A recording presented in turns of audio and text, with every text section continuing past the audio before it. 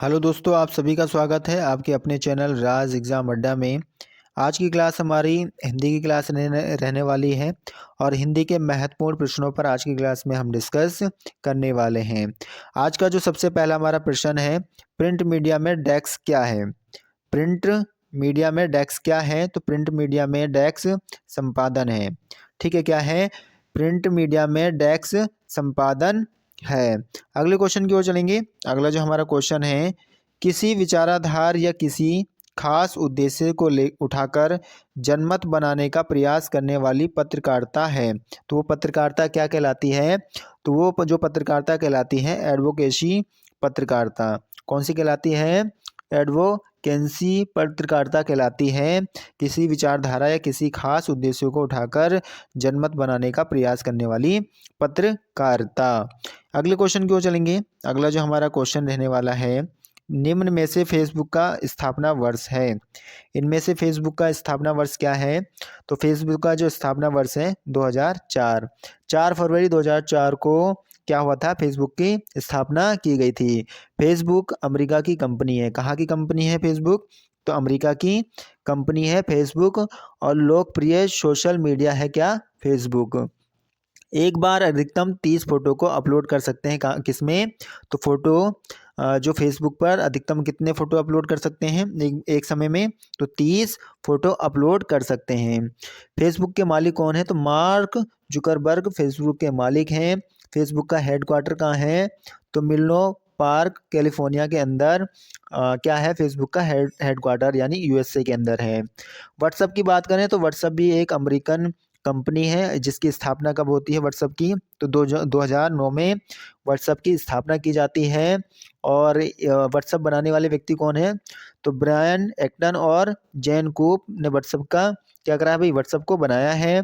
और व्हाट्सएप के अब वर्तमान मालिक कौन है? तो मार्क जुकरबर्ग व्हाट्सएप के वर्तमान मालिक हैं। और इसका हेडक्वार्टर कहाँ है? तो कैलिफोर्निया में इसका हेडक्वार्टर है। कहाँ है भाई?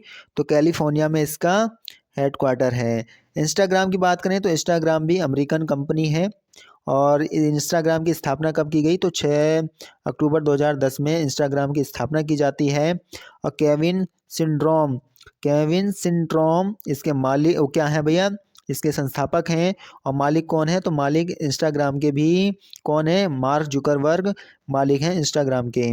गूगल कैसी कंपनी है? तो गूगल भी अमेरिकन कंपनी है जिसकी स्थापना कब की जाती है? तो 1988 में गूगल की स्थापना करी जाती है। और किनके द्वारा? लैरी पेज के द्वारा और ब्रिन ब्रिन के द्वारा इनकी क्या करा जाता है? गूगल की स्थापना कब की जाती है? तो 1988 में की जाती है। अगले क्वेश्चन की ओर चलेंगे। अगला जो हमारा क्वेश्चन रहने वाला है, निम्न में से कौन सी भाषा संस्कृत भाषा की अपभ्रंश है? इनमें से कौन सी भाषा संस्कृत भाषा की अपभ्रंश है? तो पाली भाषा संस्कृत भाषा की क्या है भाई? अपभ्रंश है। भारतीय आर्य भाषा को 3 भागों में या 3 कालों में बांटा गया है। प्राचीन भारतीय आर्य भाषा काल की बात करें तो प्राचीन भारतीय आर्य भाषा जो कि 1500 से लेकर 1500 ईसा पूर्व से लेकर 500 ईसा पूर्व तक है। उसके बाद मध्यकालीन आर्य भाषा की बात करें तो 500 ईसा पूर्व से लेकर 1000 ईस्वी तक है। और उसके बाद आधुनिक आधुनिक भारतीय आर्य भाषा की बात करें तो 1000 ईस्वी से लेकर अब तक कौन सी भाषा हमारी? आधुनिक आधुनिक भारतीय आर्य भाषा है। हिंदी का विकास क्रम की बात करें तो हिंदी के विकास क्रम की अगर बात करते हैं, सबसे पहले संस्कृत, संस्कृत से फिर पाली भाषा, पाली से फिर प्राकृत, प्राकृत से अपभ्रंश, अपभ्रंश से हिंदी भाषा। तो ये क्या है? हिंदी का विकास क्रम है। राजभाषा आयोग का गठन कब किया गया? तो राजभाषा आयोग का गठन 1955 में किया गया। कब किया गया राजभाषा आयोग का गठन? तो 1955 में किया गया। हिंदी बहुरूपीय भाषा परिवार की भाषा है। हिंदी कैसी भाषा है? तो हिंदी बहुरूपीय भाषा परिवार की भाषा है। हिंदी की उत्पत्ति शौरसेनी अपभ्रंश से हुई है। किससे हुई है हिंदी की उत्पत्ति? तो हिंदी की उत्पत्ति शौरसेनी अपभ्रंश से हुई है। तो क्वेश्चन हमारा था कि इनमें से कौन सी भाषा संस्कृत भाषा की अपभ्रंश है? तो पाली भाषा। अगले क्वेश्चन की ओर चलेंगे। अगला क्वेश्चन हमारा है, निम्न में से कौन घोष वर्ण है? घोष यानी सघोष वर्ण इनमें से कौन सा है? तो इनमें से जो घोष वर्ण है वो हमारा है। कौन सा है? है। सघोष या घोष वर्ण कौन से होते हैं? तो प्रत्येक वर्ग के तीसरे, चौथे और पांचवें वर्ण कौन कौन से? तीसरे, चौथे और पांचवें वर्ण कैसे वर्ण होते हैं हमारे? तो ये जो वर्ण हमारे होते हैं ये सघोष या घोष वर्ण होते हैं। इनके अलावा और कौन से वर्ण आ जाते हैं? तो स्वर आ जाते हैं। स्वर कौन से? ए को छोड़कर, यानी 10 स्वर शामिल होते हैं इनमें। कितने? 11 स्वर शामिल होते हैं। 10 स्वर शामिल होते हैं किसमें? सघोष वर्ण में। ठीक है।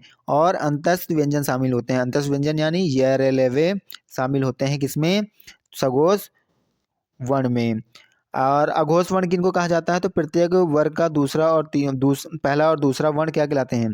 प्रत्येक वर्ग के पहले और दूसरे वर्ण अघोष वर्ण कहलाते हैं। इनके अलावा तीनों श और ए शामिल होते हैं। अल्पप्राण वर्ण की बात करें तो अल्पप्राण वर्ण प्रत्येक वर्ग के पहला, तीसरा और पांचवा वर्ण क्या होता है? अल्पप्राण होता है। इनके अलावा अंतस्थ व्यंजन शामिल होते हैं और स्वर शामिल होते हैं। महाप्राण व्यंजन कौन से होते हैं? तो प्रत्येक वर्ण के दूसरे और चौथे वर्ण महाप्राण कहलाते हैं। इसके और इनके अलावा तीनों श और है शामिल होते हैं किसमें? महाप्राण में।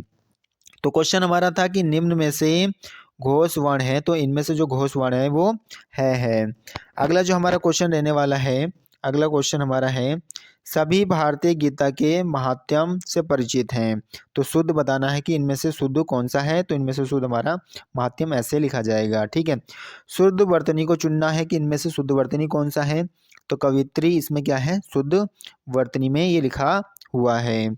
अगले क्वेश्चन की ओर चलेंगे। अगला कौन सा क्वेश्चन हमारा, कौन सा शब्द बहुवचन है? इनमें से कौन सा शब्द जो है बहुवचन है? तो वो प्राण शब्द क्या है हमारा? बहुवचन है। अगला क्वेश्चन है कि सच्चरित किस मूल शब्द से बना है? तो ये चरित्र से बना है। क्या? सच्चरित्र। अगले क्वेश्चन की ओर चलेंगे। अगला जो हमारा क्वेश्चन रहने वाला है, विशेषण के कितने प्रकार होते हैं? तो विशेषण के जो हमें प्रकार देखने को मिलते हैं वो 4 प्रकार देखने को मिलते हैं। किसके? विशेषण के देखने को मिलते हैं। अगर विशेषण की परिभाषा की बात करें तो संज्ञा, सर्वनाम, शब्दों की विशेषता यानी गुण, दोष और क्या संरचना, परिणाम बताने वाले शब्द को विशेषण कहते हैं।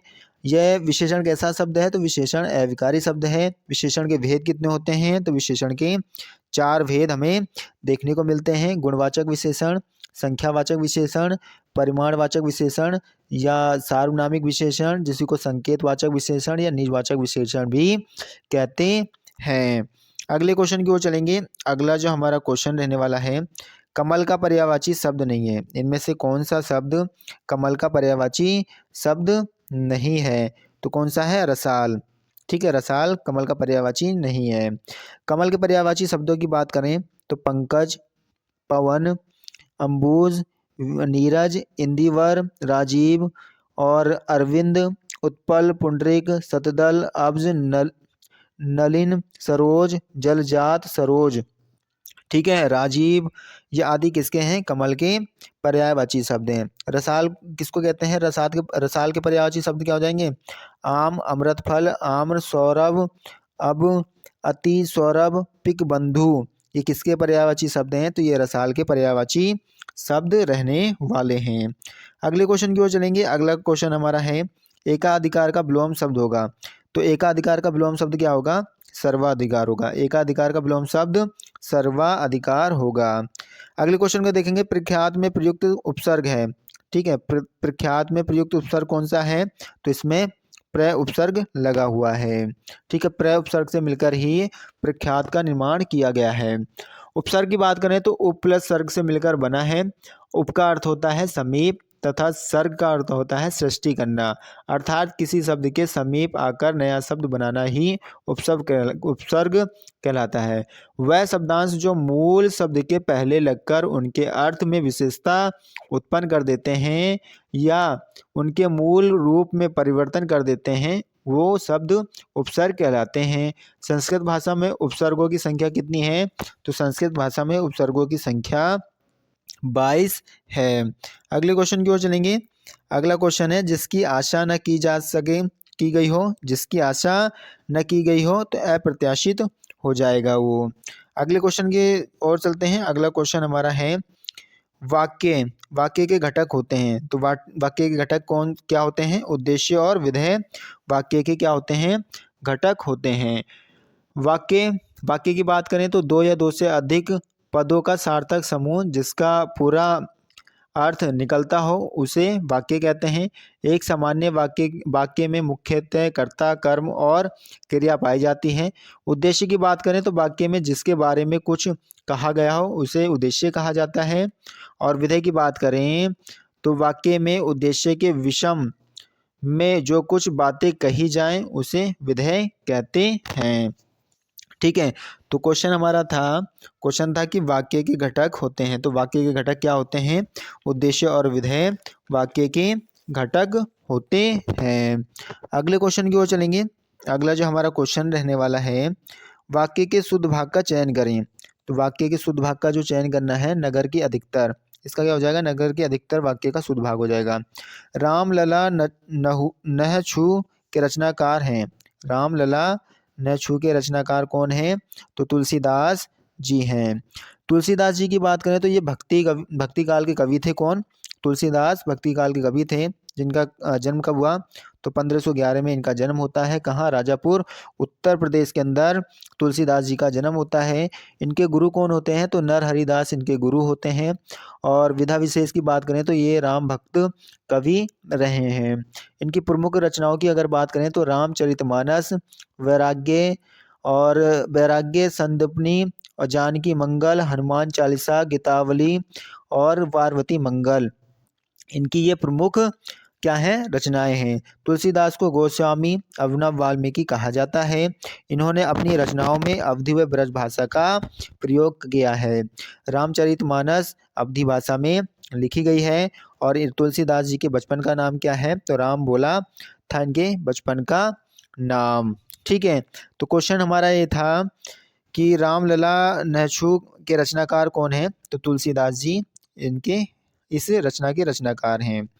अगला क्वेश्चन हमारा है, झरना काव्य संग्रह के रचनाकार हैं। किसके? झरना काव्य संग्रह के रचनाकार कौन है? तो इसके रचनाकार जयशंकर प्रसाद हैं। कौन है? जयशंकर प्रसाद हैं। जयशंकर प्रसाद की बात करें तो इनका जन्म कब हुआ? 30 जनवरी 1889 को इनका जन्म होता है। कहाँ होता है? बनारस, उत्तर प्रदेश में इनका जन्म होता है। जो उपन्यासकार, नाटककार और कवि के रूप में इन्होंने कार्य किए हैं। काव्य की बात करें इनकी तो कामायनी, लहर, आंसू, झरना, प्रेम पथिक, कानन कुसुम इनके प्रमुख काव्य हैं। कहानी की बात करें, इंद्रजाल, आंधी, आकाशदीप इनके क्या है? ये कहानी है। और उपन्यास की बात करें तो कंकाल, तितली, इरावती इनकी ये महत्वपूर्ण उपन्यास रहे हैं। नाटक की बात करें तो एक घूंट, चंद्रगुप्त, ध्रुवशामिनी, राजश्री और कामना, ये क्या है? इनके नाटक हैं। छायावाद के 4 स्तंभों की बात करें तो जयशंकर प्रसाद, सूर्यकांत त्रिपाठी निराला, सुमित्रा नंदन पंत और महादेवी वर्मा, ये छायावाद के 4 प्रमुख स्तंभ रहे हैं। सबसे प्रसिद्ध काव्य इनका कौन सा है? तो सबसे प्रसिद्ध इनका जो काव्य रहा कामायनी रहा। और जो कब 1936 में इन्होंने कामायनी की रचना की थी। ये कामायनी को प्रकाशित किया था कब? 1936 में। ठीक है। तो आशा करूँगा आप सभी को आज की क्लास अच्छी लगी होगी। अगर आपको क्लास अच्छी लगी है, लाइक, शेयर एंड सब्सक्राइब करना ना भूलें। Thank you.